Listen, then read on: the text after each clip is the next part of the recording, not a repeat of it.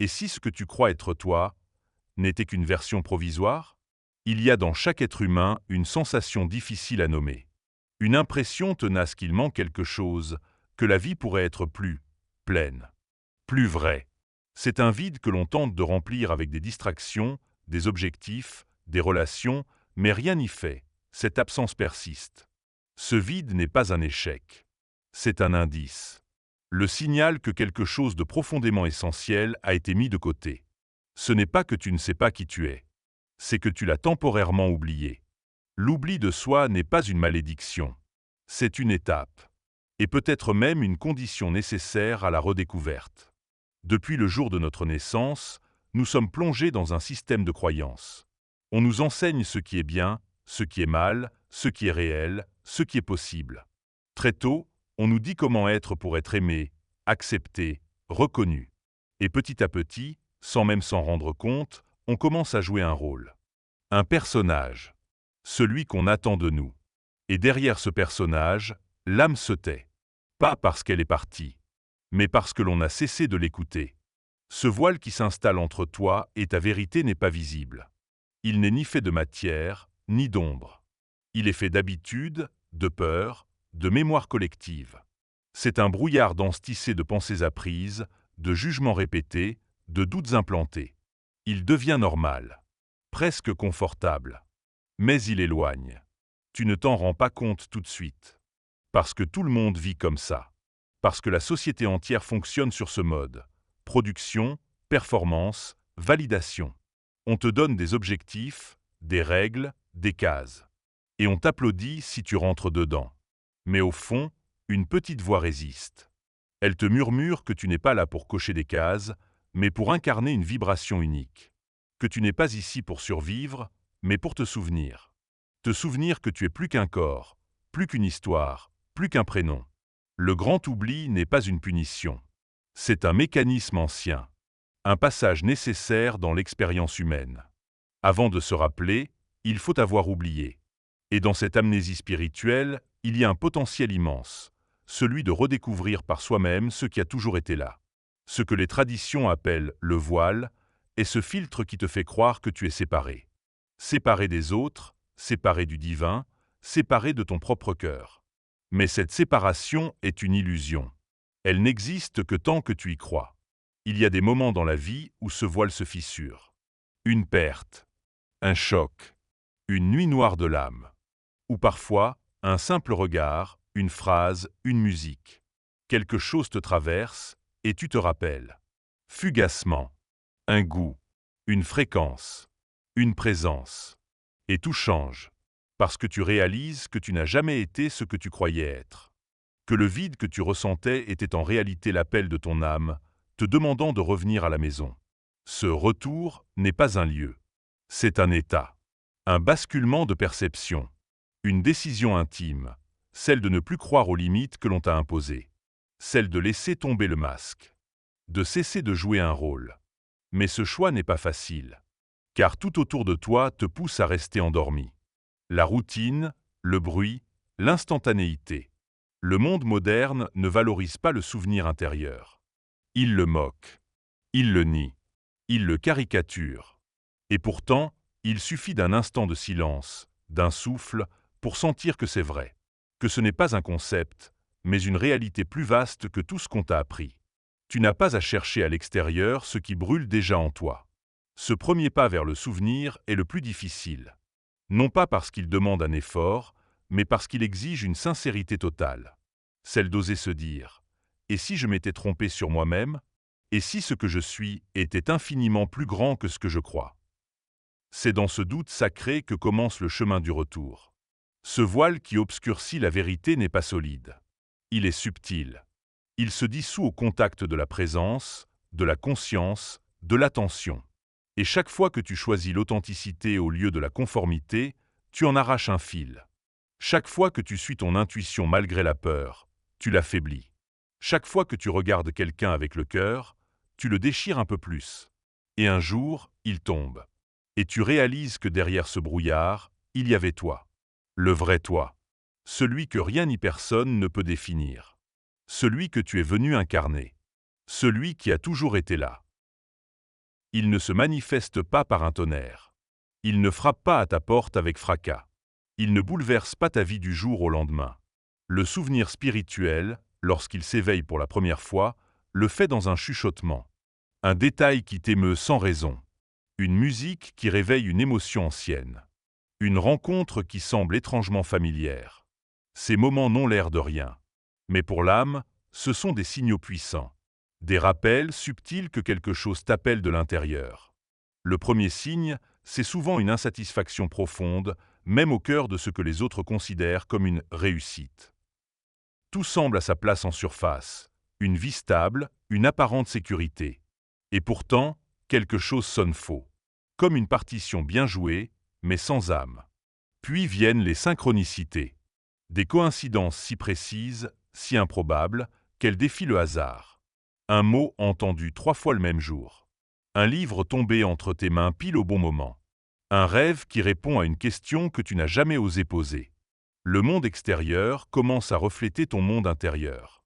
Et tu te rends compte que ce que tu vis n'est pas aléatoire. C'est orchestré, guidé, non pas par un destin figé, mais par une intelligence plus grande à laquelle ton âme commence à se reconnecter.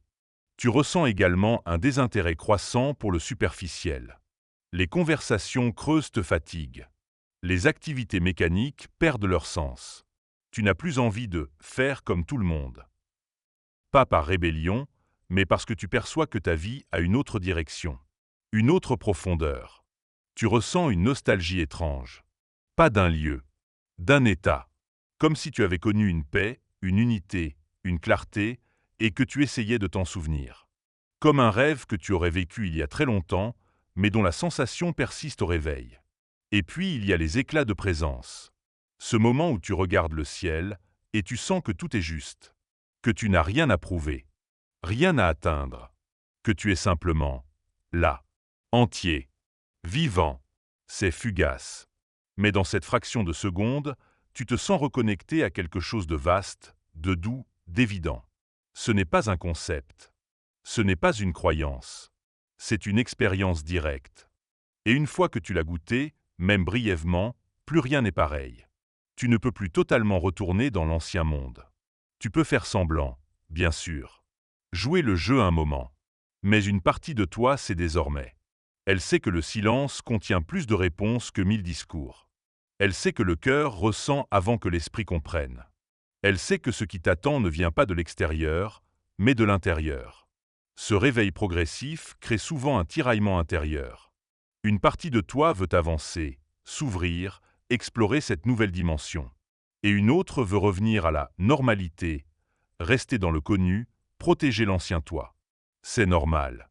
Ton système intérieur a été construit autour du personnage. Le changement lui fait peur. Il croit qu'en quittant l'ancien monde, tu vas te perdre. Mais en réalité, tu ne fais que te retrouver. Il est important ici de ne pas juger, de ne pas forcer. Le souvenir spirituel ne s'impose pas. Il se laisse découvrir. À ton rythme, à ta manière. Parfois dans la méditation, parfois dans une douleur, parfois dans un éclat de rire. L'âme n'a pas de protocole. Elle cherche juste une ouverture, une brèche. Et à travers cette brèche, elle entre. Parfois, c'est une simple question qui change tout. Et si ma vie avait un autre sens que celui que j'ai appris? Ou une prise de conscience soudaine. Je ne suis pas ce que je ressens. Je suis celui qui ressent.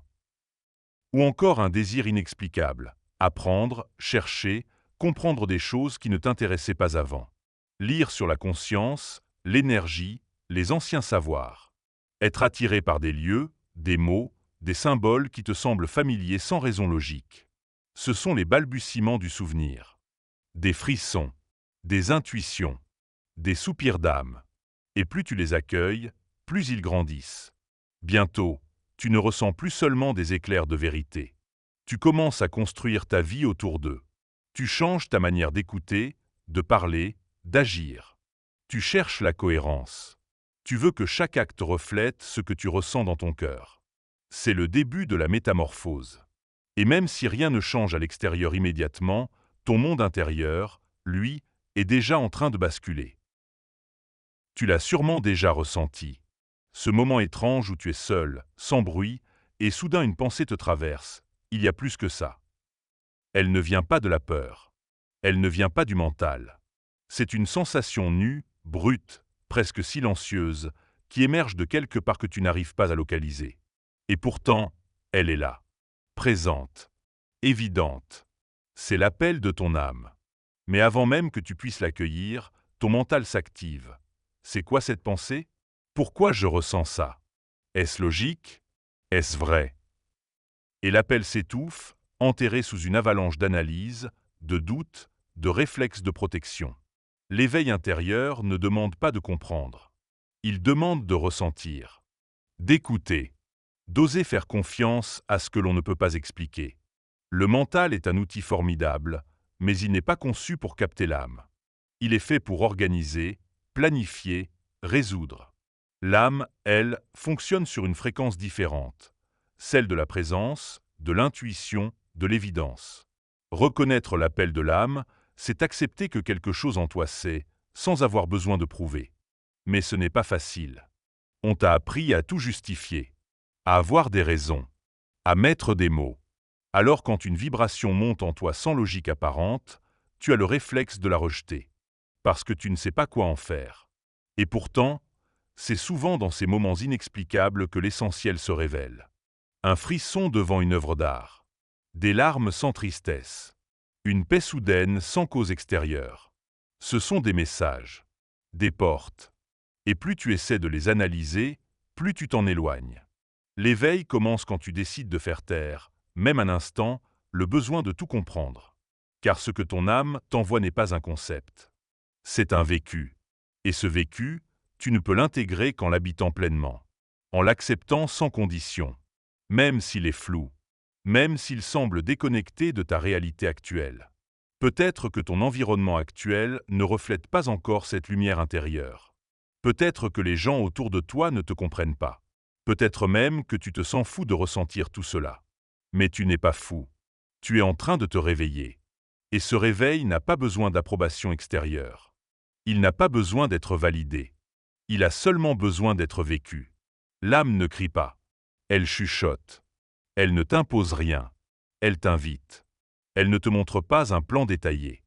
Elle te donne juste le prochain pas. Et souvent, ce pas semble minuscule, insignifiant. Mais il change tout. Dire non à quelque chose qui ne résonne plus. Dire oui à une envie inexplicable. Prendre un moment seul sans téléphone. Respirer consciemment. Se regarder dans le miroir et se demander « Qui suis-je vraiment ?» Ce sont ces petits actes qui déclenchent les grands réveils.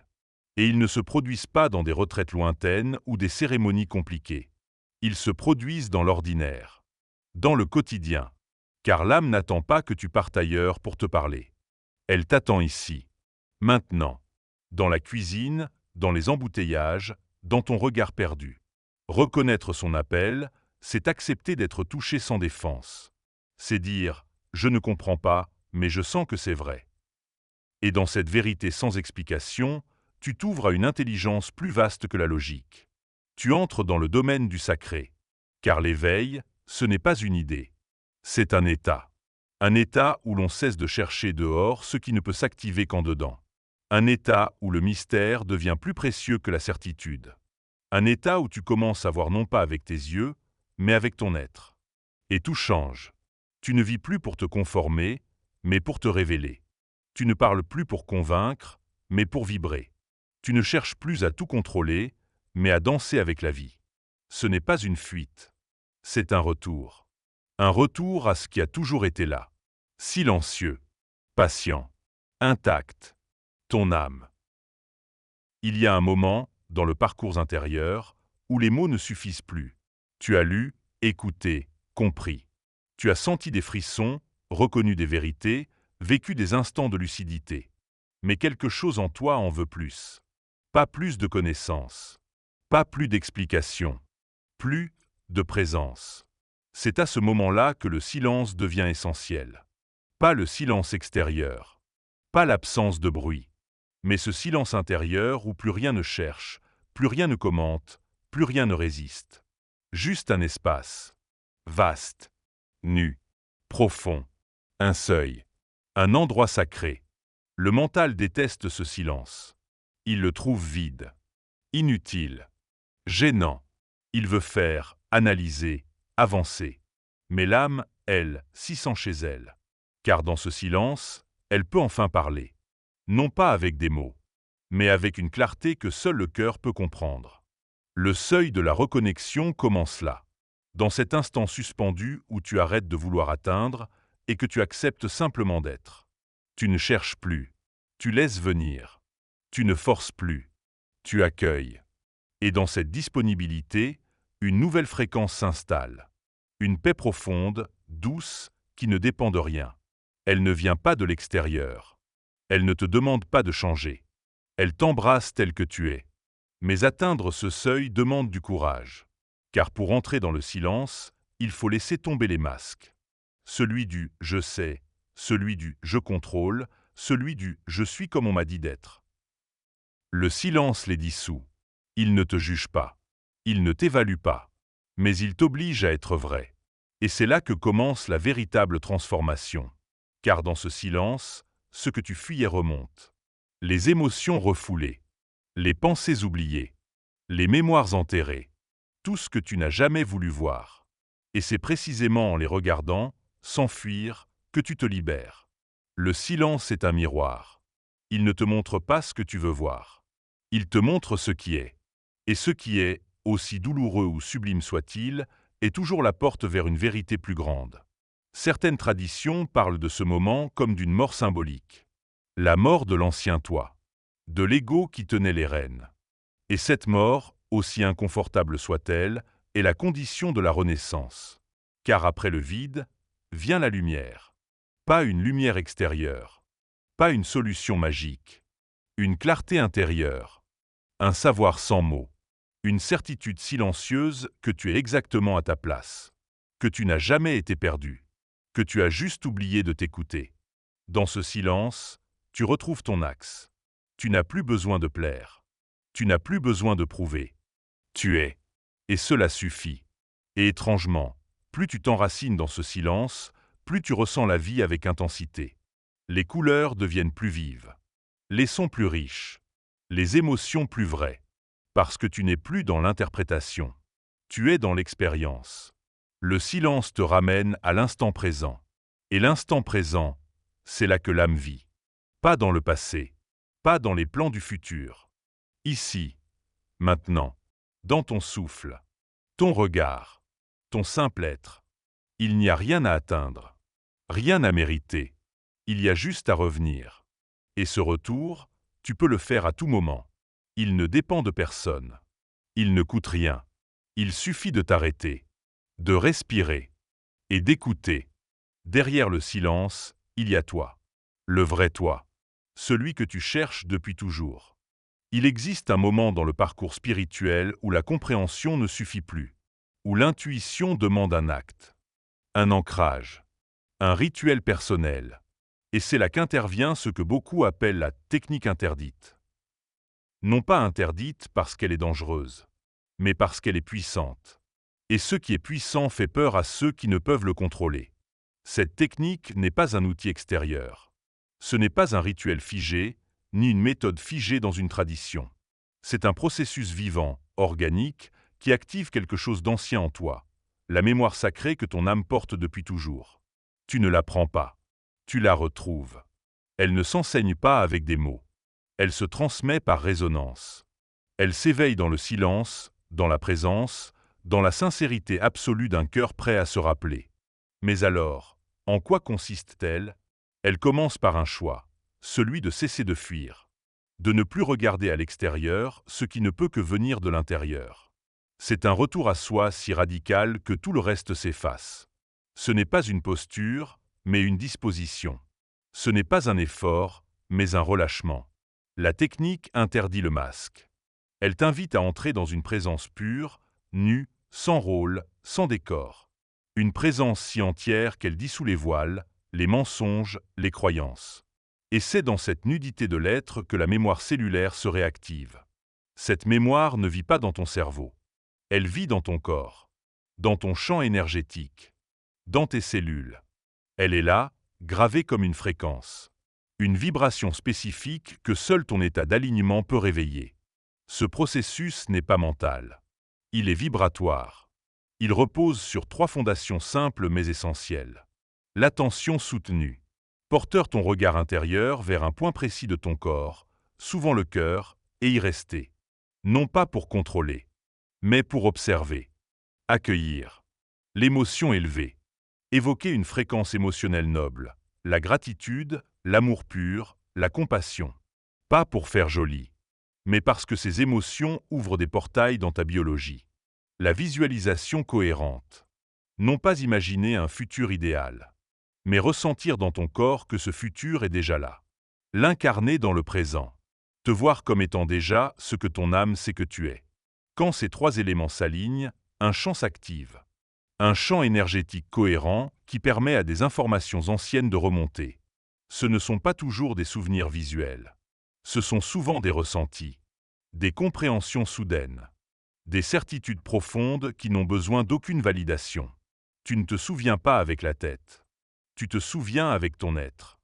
Et dans ce souvenir, tu ne redeviens pas quelqu'un. Tu redeviens toi.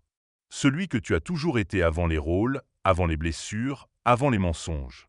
Ce processus peut paraître simple, mais il demande une honnêteté rare. Une volonté de plonger dans l'inconnu, de lâcher le contrôle, de se rendre vulnérable. Et c'est pourquoi il a été caché. Parce qu'une âme qui se souvient ne se soumet plus. Elle ne suit plus les dogmes. Elle ne cherche plus l'approbation. Elle devient souveraine, libre. Et cela, pour certains systèmes, est insupportable.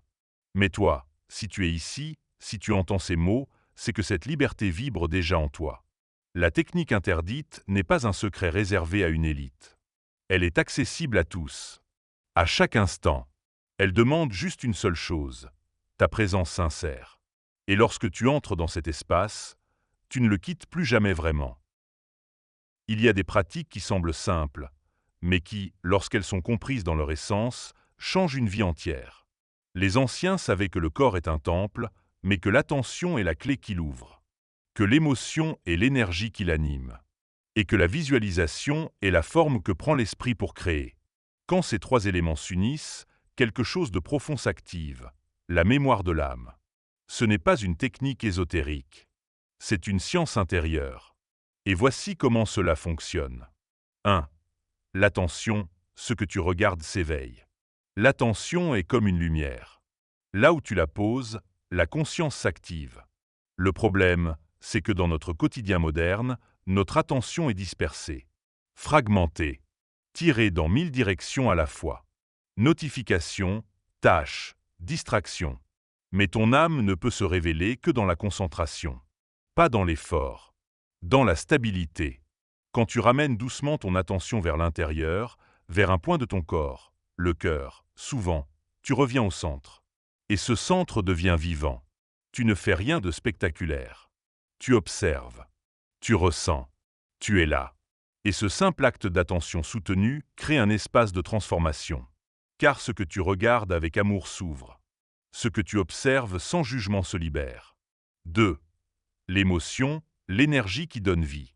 Mais l'attention seule ne suffit pas. Elle est la lumière, oui. Mais sans chaleur, elle reste froide. Ce qui fait vibrer la mémoire de l'âme, c'est l'émotion élevée. Pas les émotions réactives, impulsives.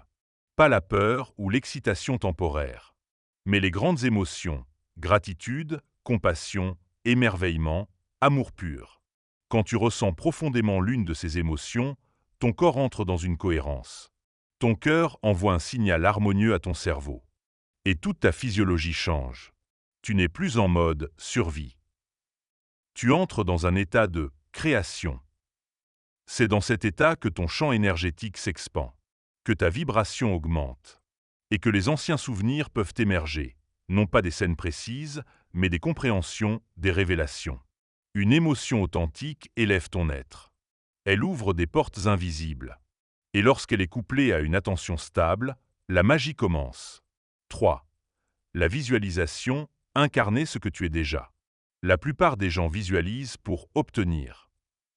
Ils s'imaginent avoir quelque chose qu'ils désirent. Mais le vrai pouvoir de la visualisation ne réside pas dans le futur. Il réside dans le présent incarné. Ce n'est pas « je me vois devenir libre ». C'est « je me ressens déjà libre ». Ce n'est pas « j'espère atteindre la paix ». C'est « je suis cette paix, ici et maintenant ». Quand tu visualises depuis une émotion élevée, ton esprit ne fait pas la différence entre imaginaire et réalité. Il croit ce que tu ressens, et il aligne ta biologie en conséquence. Ce que tu vibres, tu l'attires. Ce que tu maintiens, tu l'incarnes. La visualisation n'est pas une fuite du réel. C'est une invitation à créer un nouveau réel depuis l'intérieur. Et lorsque tu combines ces trois éléments, attention, émotion, visualisation, tu actives en toi un champ de cohérence si puissant qu'il dépasse le mental. Tu entres dans une fréquence où les lois ordinaires s'adoucissent, où le souvenir profond devient accessible. Ce souvenir, ce n'est pas une image figée du passé. C'est un état de reconnexion, une reconnaissance de ta nature véritable. Et dans cet espace, tu ne cherches plus à devenir. Tu te rappelles que tu es déjà. Il fut un temps où science et spiritualité étaient perçues comme deux mondes opposés. Mais aujourd'hui, les frontières s'effacent. Et ce qui était autrefois du domaine du mystique devient mesurable, observable, validé. Parmi ces ponts entre l'invisible et le mesurable, il y a la cohérence cardiaque. Ce n'est pas juste une technique de respiration. C'est un état physiologique et énergétique dans lequel ton cœur, ton cerveau et ton champ électromagnétique entrent en harmonie. Un état de synergie entre ce que tu ressens, ce que tu penses et ce que tu émets. Quand tu entres dans la cohérence, ton être tout entier s'aligne. Et dans cet alignement, quelque chose d'extraordinaire devient possible. Tu transformes non seulement ton corps, mais ta réalité. Ce n'est pas une croyance. C'est une réalité mesurée. L'Institut Atmat, aux États-Unis, a démontré que le cœur génère un champ électromagnétique 5000 fois plus puissant que celui du cerveau.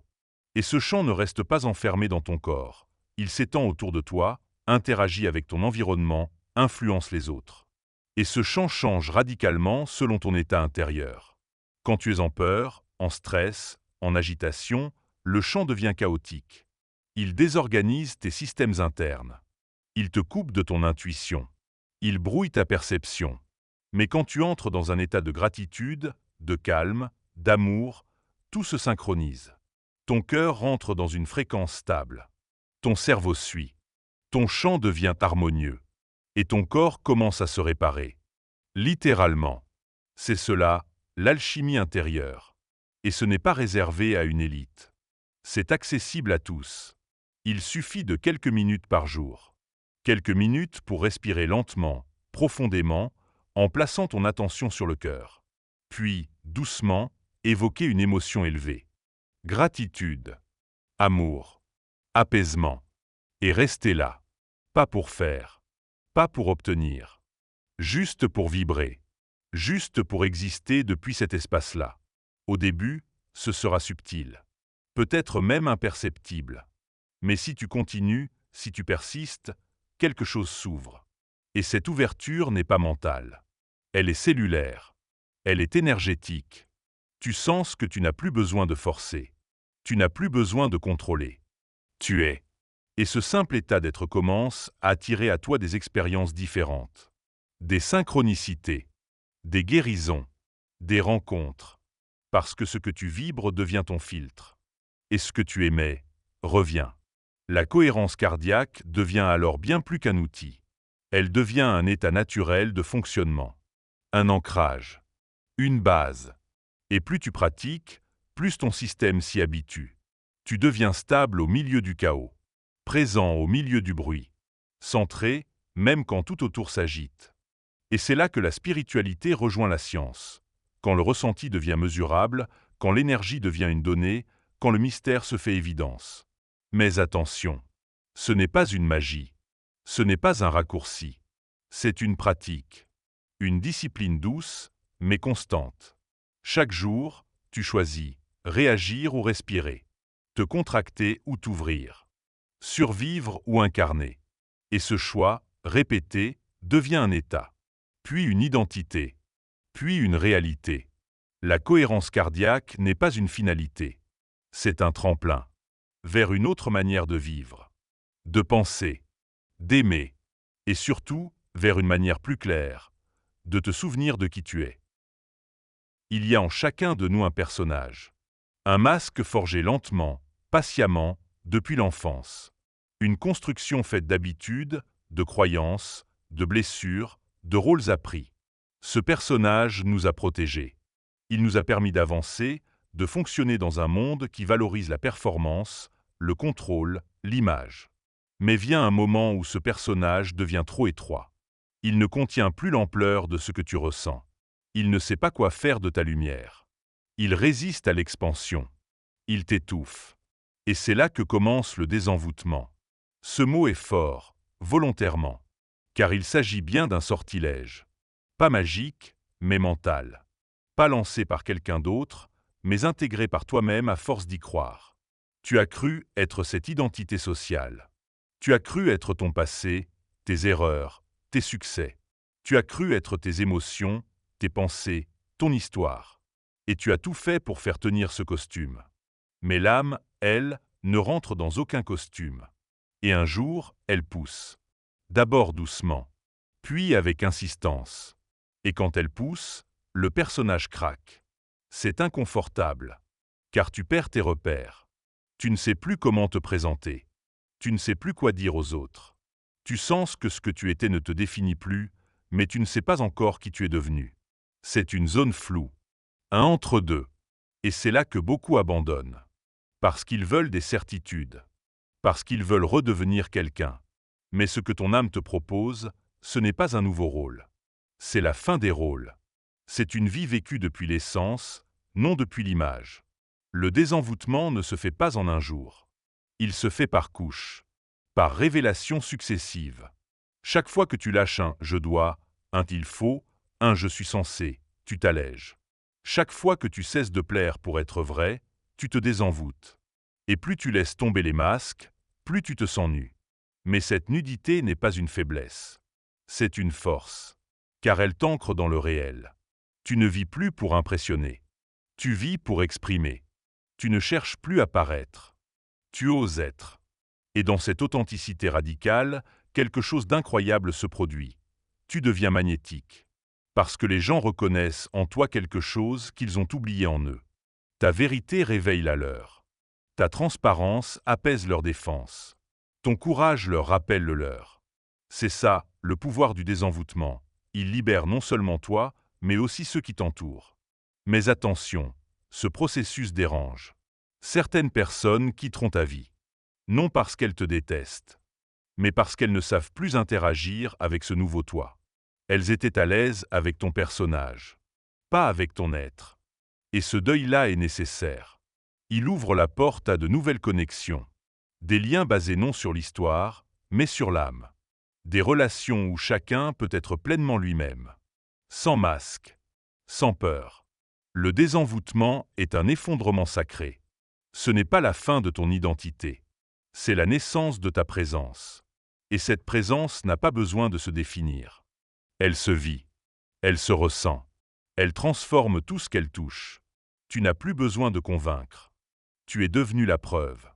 Et ça, c'est la plus grande des libertés.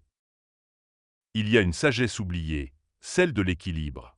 Dans un monde qui pousse à l'extrême, à la polarisation, à la tension constante entre l'intérieur et l'extérieur, entre le faire et l'être, une voie silencieuse se dessine, celle du retour au centre. Ce centre n'est pas un lieu physique. C'est un état. Un point d'alignement intérieur où tout devient clair, même sans certitude. Où l'on cesse de chercher dehors ce que l'on porte déjà en soi. C'est dans ce centre que réside ta véritable puissance. Pas une puissance qui écrase. Pas une force bruyante. Une stabilité. Une cohérence. Une énergie tranquille qui émane naturellement quand tu es pleinement toi. Mais pour y revenir, il faut d'abord reconnaître à quel point tu en es parti. Tu t'es dispersé. Fragmenté. Tu t'es identifié à 1000 choses.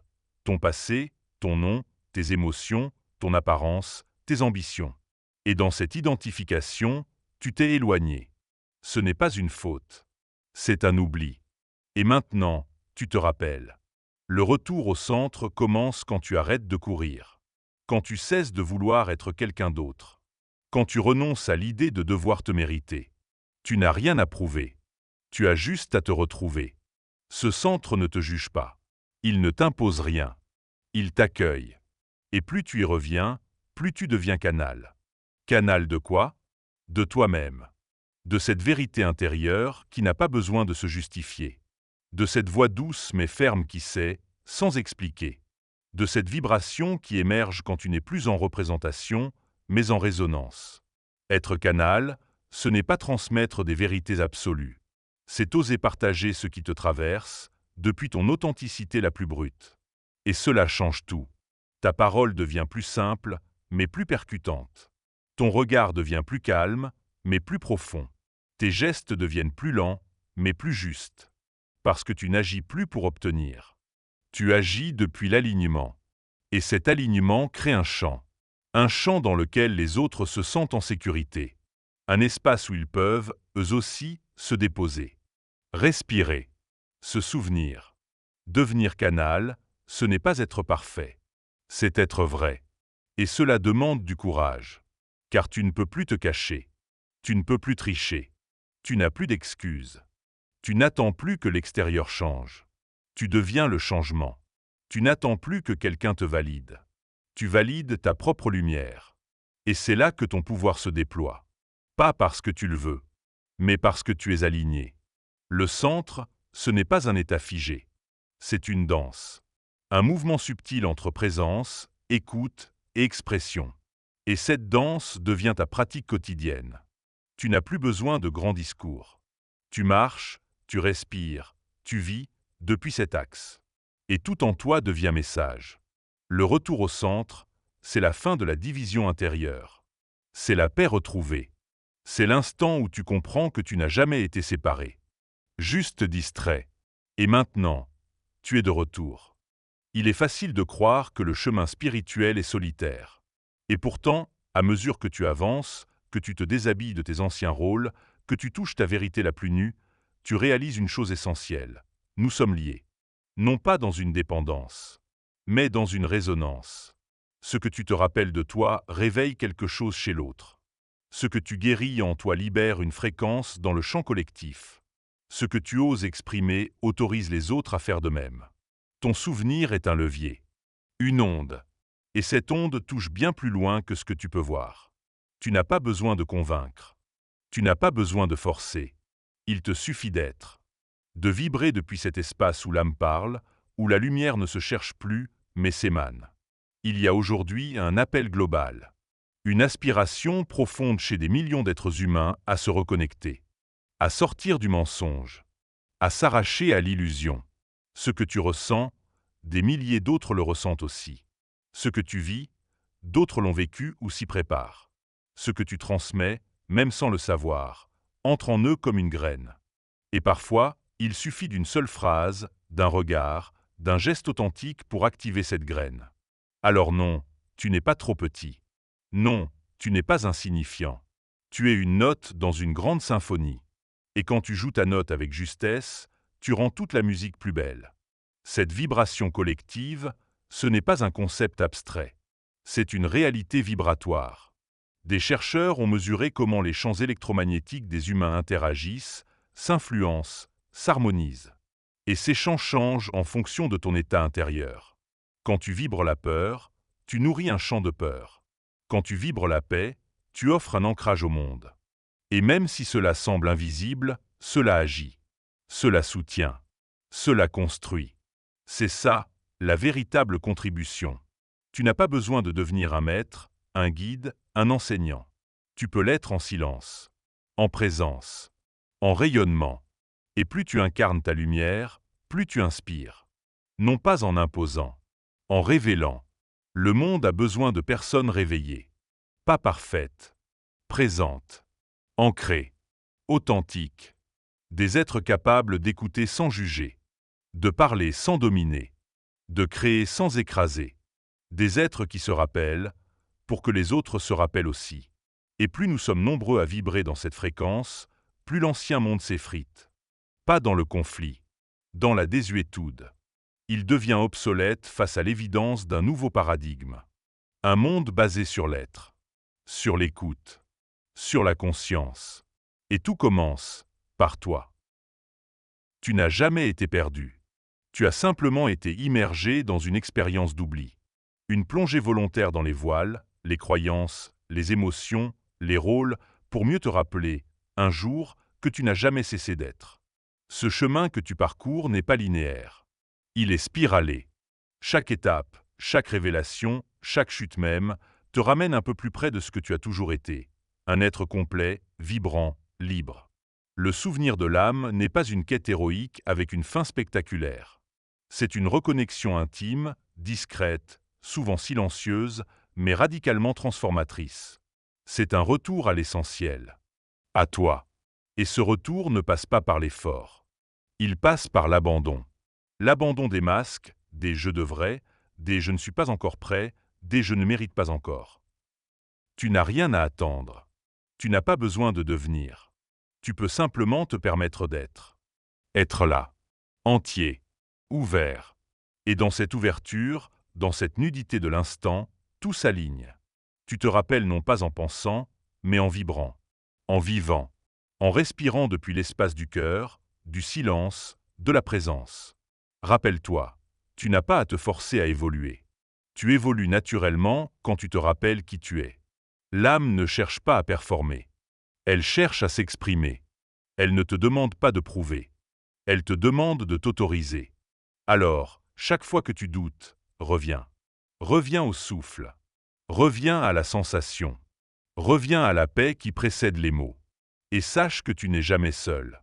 Même dans les moments de vide, d'errance, de confusion, ton souvenir est là. Tapi dans l'ombre de tes silences.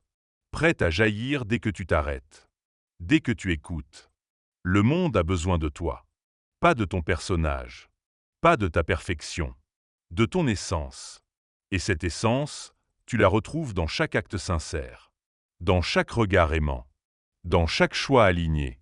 Le souvenir de l'âme n'est pas un savoir. C'est une vibration. Et plus tu vibres cette vérité, plus tu l'ancreras dans ta réalité. Tu n'as rien à prouver. Tu es déjà ce que tu cherches à devenir. Alors respire. Et souviens-toi.